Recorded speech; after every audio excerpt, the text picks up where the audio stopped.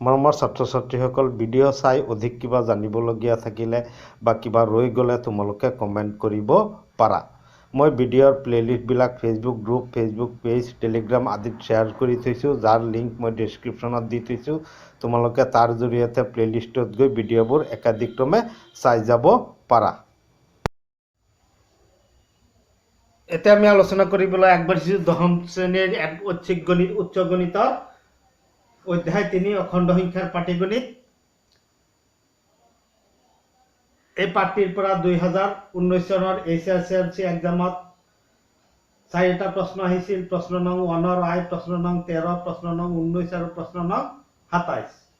এতিয়া আমাৰ সন্মুখত আছে প্ৰশ্ন নং 1 আই। দুটা অখণ্ড সংখ্যা এ আৰু বিক আপেক্ষিকভাৱে মৌলিক বোলা হয় যদি সংখ্যা দুটাৰ মানে গৰিষ্ঠ সাধাৰণ উৎপাদক সংখ্যা দুটাৰ পূৰণফল b/a/b 1। আমি জানো দুটা সংখ্যা আপেক্ষিকভাৱে মৌলিক বোলা হয় যদি সংখ্যা দুটাৰ সাধাৰণ উৎপাদক 1 হয়, অৰ্থাৎ 4 অপশ্যনটো আমাৰ ইয়াত শুদ্ধ উত্তৰ। আমি যেটো অপশ্যন শুদ্ধ কালি আমি সেইটো পাতিলেই হ'ল। এইটো এটা অপশ্যনেল প্ৰশ্ন, গতিকে শুদ্ধ অপশ্যনটো পাতি দিলেই এইটো প্ৰশ্নৰ সম্পূৰ্ণ 1 নম্বৰ আমি পাই যাম। এতিয়া আমাৰ সন্মুখত আছে 2019 HSLC এক্সামৰ প্ৰশ্ন নং 13 গণিতীয় আৰোহণ পদ্ধতিৰ সহায়ত প্ৰমাণ কৰা যে 1² + 2² + 3² + (2n - 1) whole square is equal to n whole into 2n - 1 whole into 2n + 1 divided by 3। এই প্ৰশ্নটো তোমালোকৰ কিতাপৰ 10 কিতাপৰ পৰা পোনপটীয়া প্ৰশ্ন হয়। অনুশীলনী 3.1 111 পৃষ্ঠা প্ৰশ্ন নং 4টো পোনপটীয়াকৈ আহিছে। ধৰা হ'ল উক্তিটো SN যাতে 1² 2² আমি উক্তিটো পাতি ললোঁ। S1 is equal to 2 into 1 minus 1 1 হ'ব, 2 into 1 plus 1 3 হ'ব, 3/3 is equal to 1, যেটো স্পষ্টভাৱে সঁচা। এনে 2 বহালে মানে দুটা বহালে 1² plus 3² 10 হয়। এতিয়া 2 বহাই চোৱা, 2 into 2 4 minus 3 3 হয়, 3 divided by 3 কেনসেল হৈ যাব। এইটো 2 2 গুণে 4 1 5 2 গুণে 10 হল না নাই। 1² plus 3² যেটো মানে ধৰি লও এনেকুৱা আৰোহণ পদ্ধতিত n ৰ নিৰ্দিষ্ট মান n is equal to k ৰ বাবে SN সঁচা হ'ব। এনেকৈ আগবাঢ়ি গৈ থাকিলে 2 দি 3 দি 4 দি কৰি গৈ থাকিলে হয়নে SK ৰ বাবেও উক্তিটো সঁচা। এতিয়া উভয় পক্ষত 2 whole into k plus 1 minus 1 whole square যোগ কৰি পাও। এইটো দুইফালে আমি যোগ কৰি দিলো। এতিয়া 2 whole into 2 into k 2k আৰু 2 into 1 2k plus 2 minus 1 whole square কি হ'ব 2k plus 1 whole square। তাৰ মানে এইটো কি হৈ যাব 2k plus 1 whole square। 3 লহাগু ললো 3 whole into 2k plus 1 whole square। এতিয়া ইয়াতো 2k plus 1 আছে, ইয়াতো 2k plus 1 আছে। আমি কি কৰি দিব পাৰো লহাগু লৈ দিলো মানে কমন লৈ দিলো 2k plus 1। ইয়াত কি থাকিব k into 2k 2k square k into minus 1 minus k 3 into 2k 6k 3 into 1 3। এতিয়া আমি এটো minus k plus 6k 5k হৈ যাব। 5k আমি মিডল ফ্যাক্টৰত ভাঙিলে 2k plus 3k হয়। 2k plus 3k 2k আমি ইয়াত কমন ললো কি হ'ব 2k কমন ললে k plus 1 আৰু ইয়াত 3 কমন ললে k plus 1, গতিকে k plus 1 আৰু 2k plus 3 আমি এটোৰ পৰা এটো পাই যাও। এতিয়া ইয়াৰ পৰা এটো পালো যেতিয়া এই k plus 1 টো আমি পাতিলো 2 whole into k plus 1 minus 1 2 1 গুণে 2 1 গলে 1 থাকিব 2k plus 1 হল না নাই। এটো 2 into 2k 2 into 1 2 plus 1 3 হয়নে মিলি গল না নাই। n whole into 2n minus 1 2n plus 1। তার মানে দেখা যায় যে SK ৰ বাবেও উক্তিটো সঁচা। গণিতীয় আৰোহণ পদ্ধতি অনুসৰি n belongs to n ৰ যিকোনো মানৰ বাবে SN সঁচা প্ৰমাণিত হল। এই কথাখিনি তোমালোকে তলত লিখিবা আৰু এই সমস্যাটো আমি এনেদৰে সমাধান কৰিলে এই প্ৰশ্নটোত থকা সম্পূৰ্ণ 3 নম্বৰ আমি পাই যাম।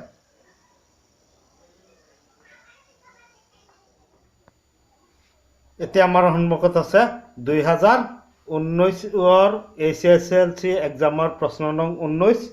দেখুৱা যে অযুগ্ম অখণ্ড সংখ্যাৰ বৰ্গ 8m plus 1 আৰ্হিত প্ৰকাশ কৰিব পাৰি য'ত m belongs to z। m কোনোবা এটা অখণ্ড সংখ্যা। এই প্ৰশ্নটো তোমালোকৰ কিতাপৰ यहाँ 15 পৃষ্ঠাৰ উদাহৰণ 2 প্ৰশ্নটো ইয়াত পোনপটীয়াকৈ দিছে।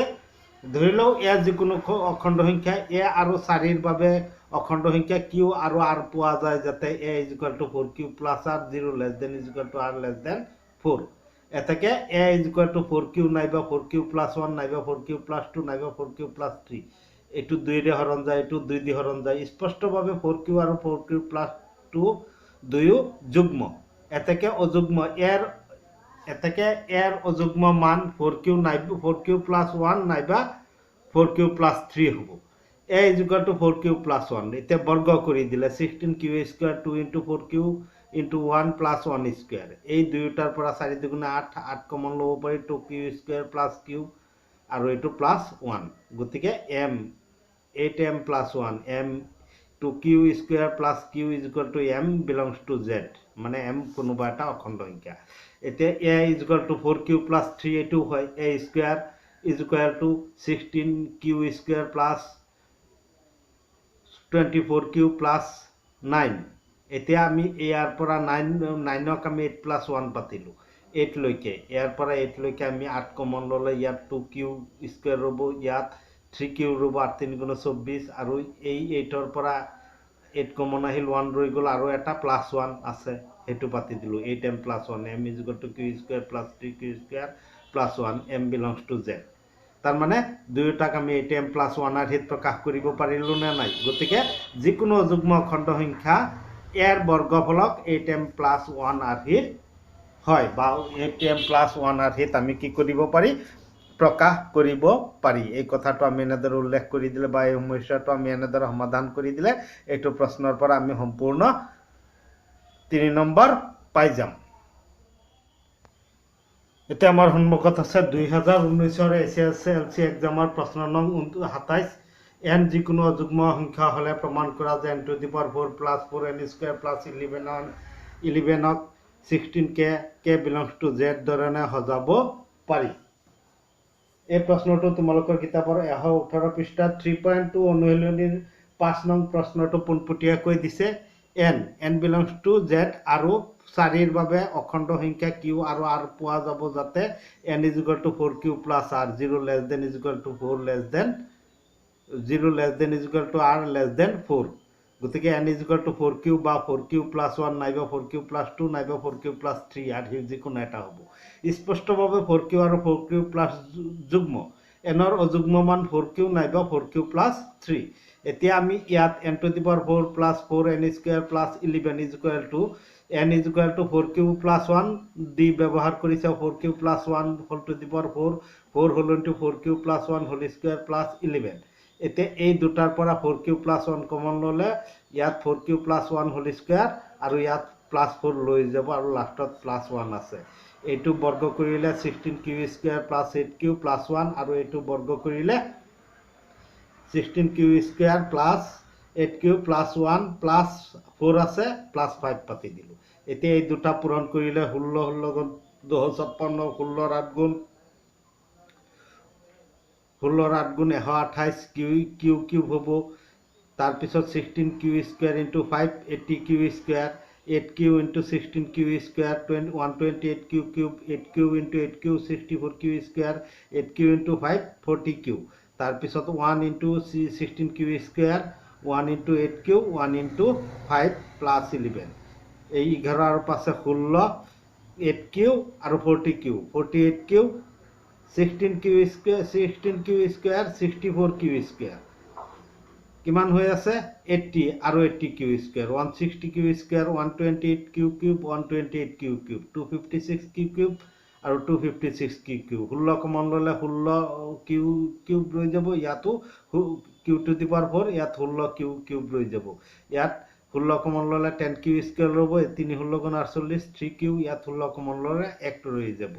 এতিয়া 16 into k belongs to z k is equal to 16q to the power 4 plus 16q cube plus 10 plus 3q 10q square plus 3q plus 1।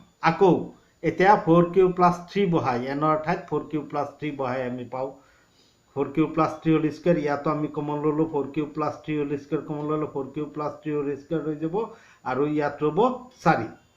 এতিয়া 4q প্লাছ 3 হোল স্কুৱেৰক ভাঙিলে কি হ'ব 16q square plus 24q plus 9 ইয়াত 16q square plus 24q plus 9 plus 4 এইটো হৈ যাব 13 16 গুণ 256 16 24 গুণ 384 কিউ কিউব 16 13 গুণ 208 কিউ স্কুৱেৰ 24 16 গুণ 384 কিউ কিউব 24 গুণ 576 কিউ স্কুৱেৰ 24 13 গুণ 312 কিউ তাৰপিছত 9 16 গুণ 144 কিউ স্কুৱেৰ 9 24 গুণ 216 কিউ আৰু 9 13 গুণ 117 যোগ 11 কিমান 128 আৰু 216 কিউ 312 কিউ কিমান হ'ব 528 কিউ তাৰপিছত 144 কিউ স্কুৱেৰ 208 কিউ স্কুৱেৰ মানে 354 কিউ স্কুৱেৰ 354 আৰু 576 কিমান হৈ গৈ 928 কিউ স্কুৱেৰ তাৰপিছত 384 q cube 384 q cube 768 q cube আৰু 256 কিউ টু দি পাৱাৰ 4 এই আটাইকেইটাৰ পৰা 16 কমন ল'লে 16 q to the power 4 plus 48 q cube plus 58 q square plus 33 q plus 8 এইটো 16 k belongs to z k is equal to 16 q to the power 448 q cube 58 q square plus 33 q plus 8 ইয়াৰ পৰা আমি 16 k এতেকে যিকোনো যুগ্ম অখণ্ড সংখ্যা n ৰ ক্ষেত্ৰত n to the power 4 plus 4n square plus 11 n ক 16 k belongs to z 16 k ধৰণে আমি সজাব পাৰি এই সমস্যাটো আমি এনেদৰে সমাধান কৰি থৈ দিলে আমি সম্পূৰ্ণ 5 নম্বৰ ইয়াৰ পৰা পাই যাম এতিয়া আমাৰ সন্মুখত আছে 2019 ৰ এছএছএলসি এক্সামৰ 27 নং প্ৰশ্নৰ অৰ নাইবা অথবা দিহা খণ্ডটি factorial 1 plus factorial 2 plus factorial 3 plus dot factorial 100 লৈকে ইমানক 12 ৰে ভাগ কৰিলে ভাগহে কিমান হ'ব নিৰ্ণয় কৰা এই